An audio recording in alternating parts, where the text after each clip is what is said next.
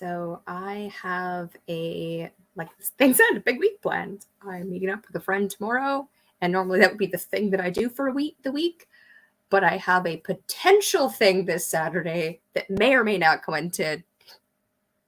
may or may not happen if I get a ride, and something else that was planned for months that I thought was on a different day. So I've sort of double booked Saturday and then also have this other meeting. And because it is the anniversary of Robin Williams passing, the 9-year anniversary, on the 11th, I want to hold a solution raising on suicide, because suicide is one of the themes that has come up a lot in 2023.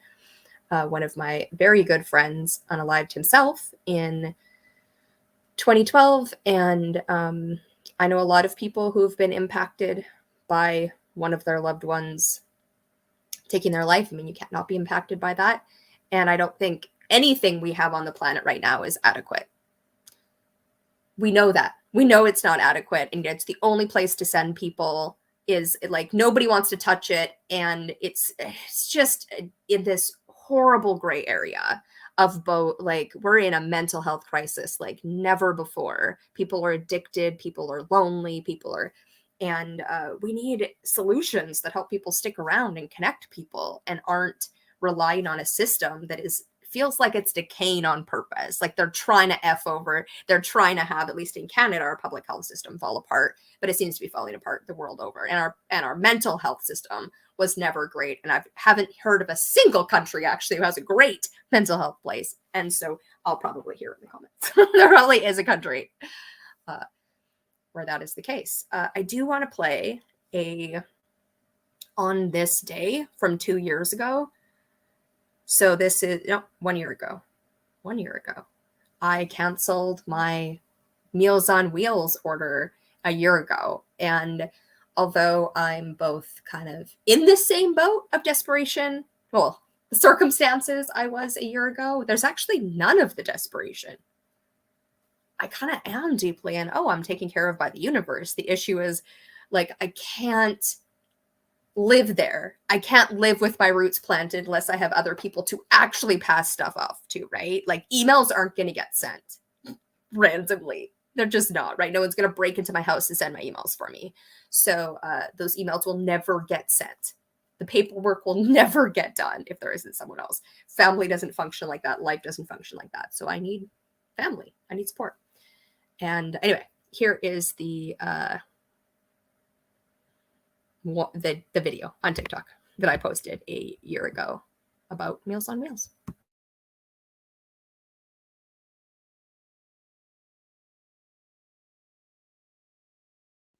This Friday, July 11th, I would like to hold a solution raising.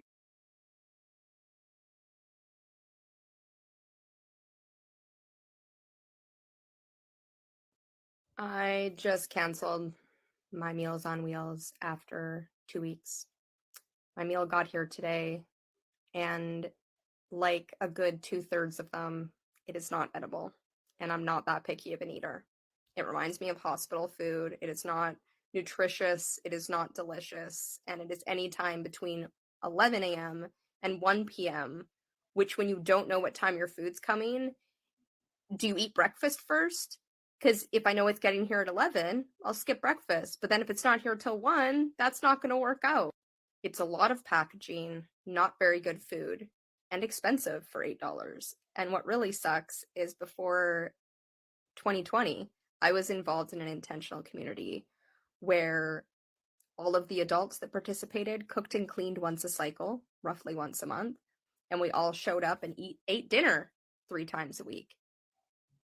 We didn't have to wash the dishes unless it was our turn. We didn't have to grocery shop and cook, and the meals were $5. Children's meals were half priced, and that wasn't subsidized. They didn't have me pay less because I'm poor and disabled. That was mutual aid. That was us coming together and co-creating food so it was better for all of us. This was the way I was going to nourish my body, so I knew I was at least getting 1 meal a day that I could count on. And instead, it had me eating less because I had basically a TV dinner sitting in the fridge that I'd paid $8 for, and I can't eat anything until I eat that. And I can't eat that because it's inedible. There have to be better solutions out there, better options that are for everyone, so it brings the cost down. And so it isn't beggars can't be choosers. Instead, it's let's nourish all of us and bring down the cost. Let's make sure everybody has food, regardless of their ability to cook it or their ability to pay for it. I know we can do it because we did it in an intentional community with 40 households, with hundreds of households across the city, sharing in the labor, sharing in the food cost. We can make delicious food that is cheaper than Meals on Wheels and available to everybody. Now I get to go more in the one option I was really counting on.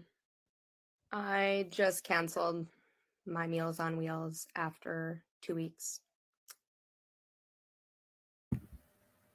And that was a hard time because I was expecting Meals on Wheels to be the solution, and it deeply wasn't. It wasn't just that it wasn't the solution for me. It was that this is what we rely on for our seniors, and it's not cheap. And it's like there's volunteers who are doing it, and that's amazing. Like there's so much that was amazing about Meals on Wheels and the system and all the people around the world who use that in order to eat. And at the same time, this food arrives lukewarm, the volunteers are run ragged. Like they're not really stopping to have a conversation, which I appreciated. But at the same time, it's like it was just food that, again, tastes like hospital food. And I have complex PTSD around being in the hospital, and anything that reminds me of hospital food is not going to be where it's at. And then on top of that, I didn't have a microwave at the time. Ironically, not ironically, we just got a microwave. So now I actually could just get frozen TV dinners and heat them up. When I asked my kid to envision, because in the next year, I want an in-person community, right? Like living together in Vancouver, in a big house. And so asking what it is she wants. And I know she wants a pet. We're going to be having animals. And the other thing was a microwave. And I was like, we could get a microwave. we could do that. We don't need to wait. It was more of my hippie crunchiness holding over to not get a microwave. But we now have one, and I can heat up leftovers and make food faster and easier.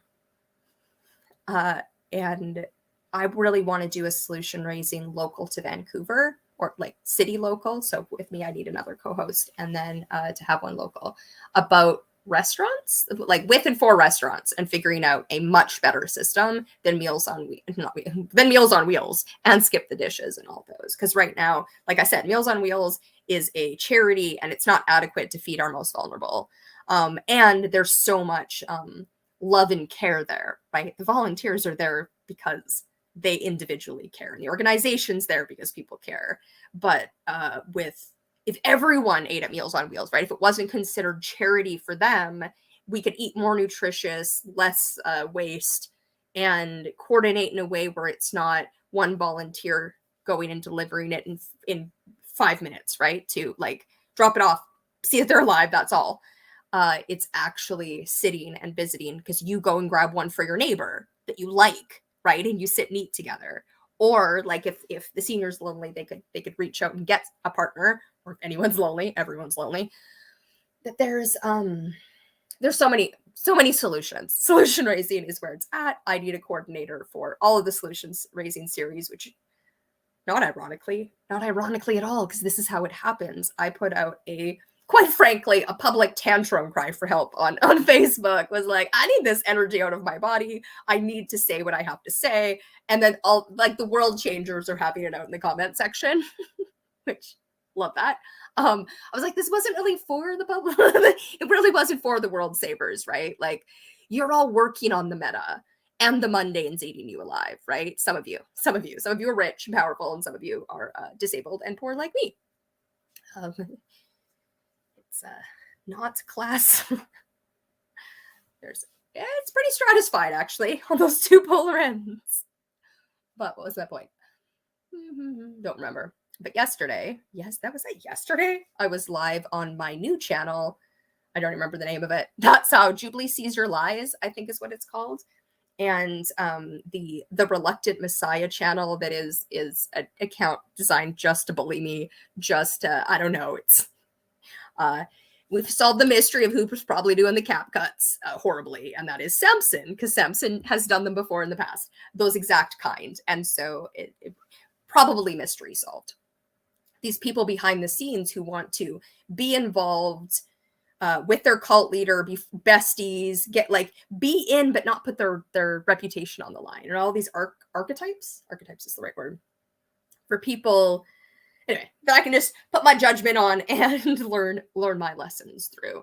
That has been that's been my life. Let's be clear, that's been my life. But 2023 has been a whole other level of both like trusting in the universe that this Jubilee does not trust in, like deeply cannot. This one's experienced it, right? And I'm still like, and I need people. You think I'm gonna let my roots plant and just trust that like we're gonna get to the thing this Sat? Yeah, actually, I kind of am. If we're meant to go, like the people we are hanging out with, you have no like a picnic with people I used to work with, and some of those people are involved in the like the podcast and all the amazingness that came through in 2023 in my life.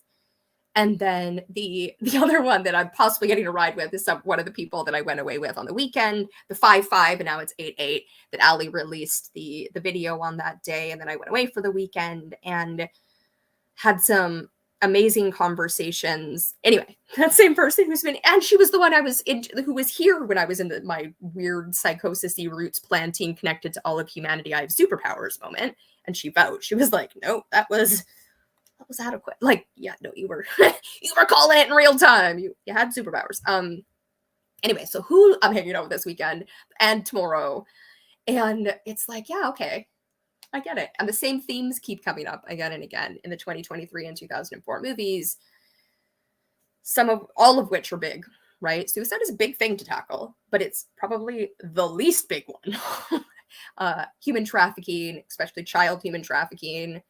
There's a lot of themes. I need a partner in solution raising. And I think I also need like a in-person family, right? That's not going to happen overnight, right? I wouldn't, even if it was offered to me, that would be so uncomfortable, right? Yeah, sure, just move in. We'll be a family. What's your name? It is about getting, like, I basically want to get married without having to go on a first date. And like, yes, can someone just like implant me into that? At the same time, I know me and I can't even have the monogamous relationship, right? So like, I'm figuring out the relationship piece. That is partly what I need partnership in, is people who are, I don't know, better than that, but better than that. Better than that. I don't think I need people worse at relationships than I am. Yeah, if I'm running in the opposite direction, I don't even want to like run after me a little bit or let me be, and you know what I mean? Not run themselves in the opposite direction. Well, just scatter whenever there's conflict. That's not how I act at all. Which is why this whole process of knowing what is mine to do and moving forward and realizing all of life is one-on-one connections, our connection to each other, our connection to God, and our connection to the earth. And everything humanity has done, especially pale-colored humanity who went and colonized the globe with forced Christianity as the scapegoat, and pot and kettle. Christianity's really big at scapegoating, and they use Christianity as the scapegoat to get all their like witch birdie needs out, right? All of their rightness out. They're forcing, right? Their projection of themselves onto every culture that they encountered. These people don't know how to use these resources. We better take them. What's going on back in Europe? How's the resources going? How's the farmland? How's your relationship with land there? Not great, right? How's your relationship with your children and each other? And you're not great? Oh, okay. Right.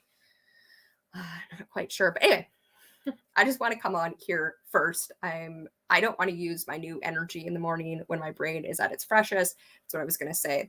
I never got through the story. I put up the tantrum on Facebook and got my next packet of energy because It's what I was supposed to do. It's what I was supposed to do. Basically, I'm here to save the world. I don't necessarily, I think I know how that's happening, right? With a tech cooperative, with everything I'm doing. It's never the way I think it's going to be, but it's always the right way, whatever I'm doing. I know that sounds very confusing, but so you got to come be part of the process to see it going on. I do the thing that I'm told to do. I have an expectation in my head. I don't even know that until it goes awry. And then the thing happens that was actually supposed to happen. That I'm like, yeah, no, probably wouldn't even have done this if I'd known this was going to, like, anyway. I am coordinating theoretically with somebody on a refugee solution raising or solution raising on displaced people. And I am, whether that materializes or not, the fact of how it came into existence, I was like, oh, I can just do this. I get, okay, all right, cool. So I am more owning who and what I am, right? I am at the center of the cause, which means I can't do things outside of that. And I get how weird and ridiculous that is and looks. There's no not that. And so I need other people to facilitate that. That's not on any individual to do, right? I'm not owed that from Mary or Larry or Paul, right? I'm not owed that from anyone, but I can't do it. So it's not going to get done if it's right. Anyway, I feel like I didn't really get anywhere. There's a big week coming up. Oh, one of the things, that's what I was going to get to. So sorry. The Reluctant Messiah channel came in, said that they have a documentary somewhere on me. And I was like, yes, they said they already have it. It's already up and it's already ranking. So if anyone sees that and wants to send it my way, that would be awesome. I think they're just lying liars, though, because Samson, Caitlin, and Lonnie are just like,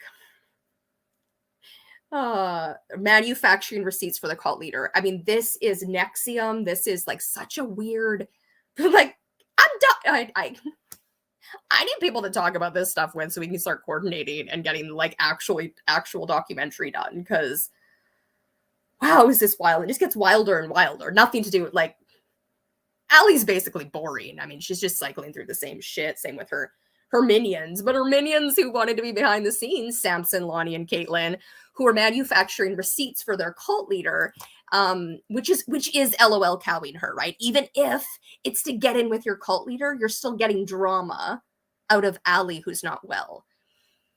And yet they look at me, understandably, and see red flag, and they look at her and they want to, like, nurture her and stop the internet for her, and they don't see the clear mental breakdown she's having. I've been having a breakdown for like 40 years. So, like, you know, we're good. I'm like on the other side of that, waiting for all of you to go through a breakdown, right? If you haven't been through that, it looks different. And I'm trying to look weird online, and I'm trying to not look weird online so that I'm not repelling people. I'm figuring the relationship piece out, the social media part, the part of needing to be on stage, which is also this person I'm coordinating with is someone who's done, like, I don't know if he's done TED Talks, but TED Talk-like things, lots of them. And he's good at public speaking and good at putting it together. And I'm excited. I'm excited. I've already had a talk with this person, but I'm excited for the talk about the coordination.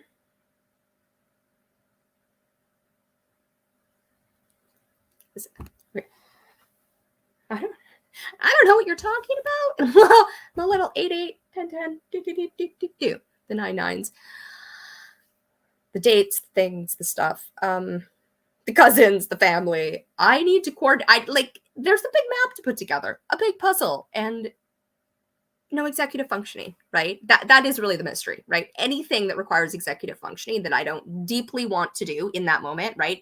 There's tons of stuff I want to do. I want to go and hang out with both my friends, both groups this weekend. That might not be possible. If I have to executive function to do either of them, neither of them will happen. Not because I don't want to do them. I deeply want to do them. But, like, if I have to executive function, they're not going to happen. And that is the case, right? I want friendship.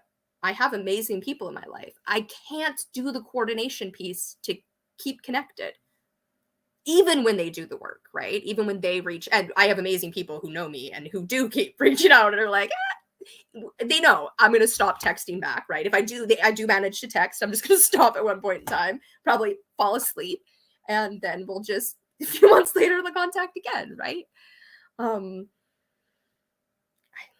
again, just rambling. All right, I'm going to go live on the other channel, but I want to go live here first. And the idea is to have like an actual thing we're talking about and not just ramble, but I'm going to ramble, which is partly like I can make videos at people. This is not me processing, right? I have processing stuff that is about, I generally am not as word salady because I'm not trying to explain it. I'm explaining it to future me, which means that I'm not giving as much context because it's just, anyway. And I'm not trying to like keep things private. It's like, it just comes out better.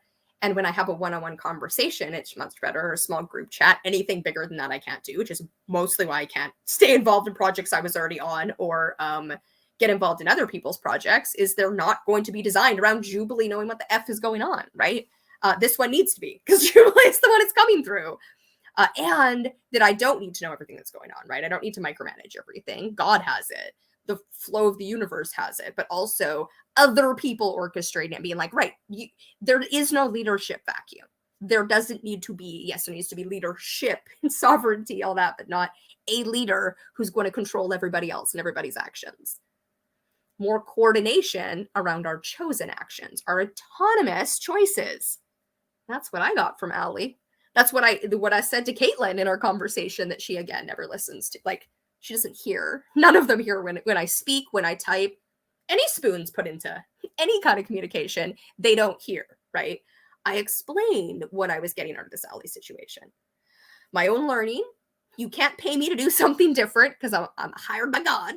And that autonomous people, individuals working autonomously for the greater good, working on their values, and how that comes together. And then I saw the what the Nargnado does when she's harmed, and all of the little minions who, again, are they doing it? Are they true LOL cows doing it for their own selfish needs, or are they doing it to get in close to the cult follower? Either way, they are faking receipts. Okay, they are like making things about our side that are projected from their side, and then other people adjacent see these things and think we've said them. We haven't.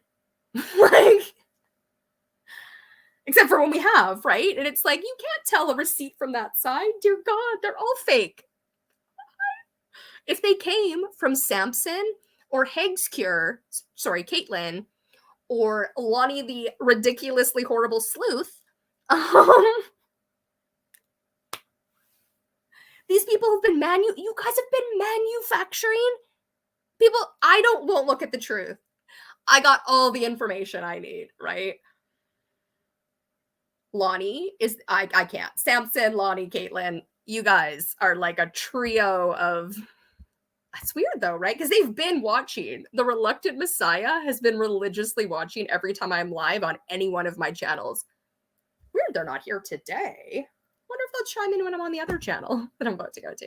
All right, we did the thing. We came on this channel, we said the thing. There's going to potentially be a solution raising 7 a.m. Pacific Standard Time this Friday, which is wrong month, August 11th.